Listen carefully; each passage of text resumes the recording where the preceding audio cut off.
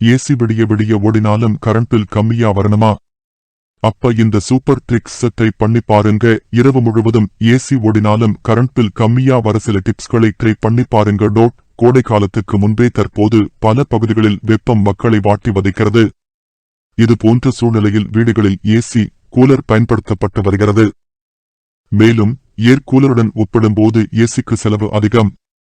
ஏனெனில் அது அதிக மின்சாரத்தை உறிஞ்சுகிறது. பெரும்பாலானோர் தங்கள் வீடுகளில் இரவு முழுவதும் ஏசியை ஆன் செய்தவாறே தூங்குகின்றனர். இதனால் மின்சார கட்டணம் அதிகமாக வரும். அதனால் மின்சார கட்டணத்தை குறைக்கும் சில வழிகளை இங்கே குறிப்பிடுகிறோம்.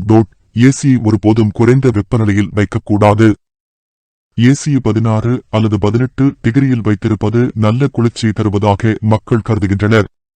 ஆனால் பீரோ ஆப் எனர்ஜி எஃபிஷியன்சி படி மனித உடலுக்கு உகந்த வெப்பநிலை 24 டிகிரி. அதனால் வெப்பநிலையை ஆகஸ்ட் 24 வைத்திருங்கள். இது நிறைய மின்சாரத்தை சேமிக்கும். மேலும் ஏசியில் ஒவ்வொரு டிகிரி வெப்பநிலையை அதிகரிக்கும் போதும் 6% மின்சாரத்தை சேமிக்க முடியும் என பல ஆய்வுகளில் தெரிய வந்துள்ளது.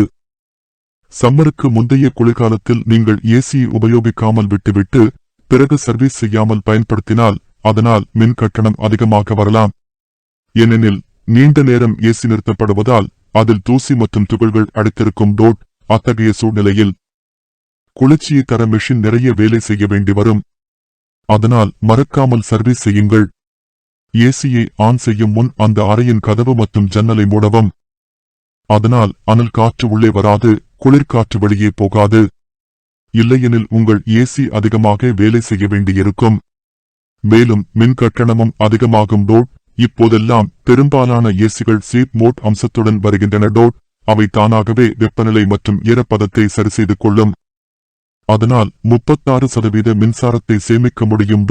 நீங்கள் ஏசியுடன் மின்விசிறியை பயன்படுத்தும் போது அது அறையின் ஒவ்வொரு மூலைக்கும் ஏசி காற்றை கொண்டு செல்லும்.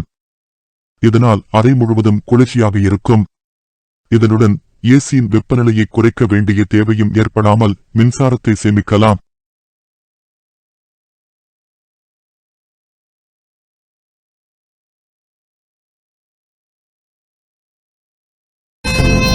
நல்லா இருக்கும்.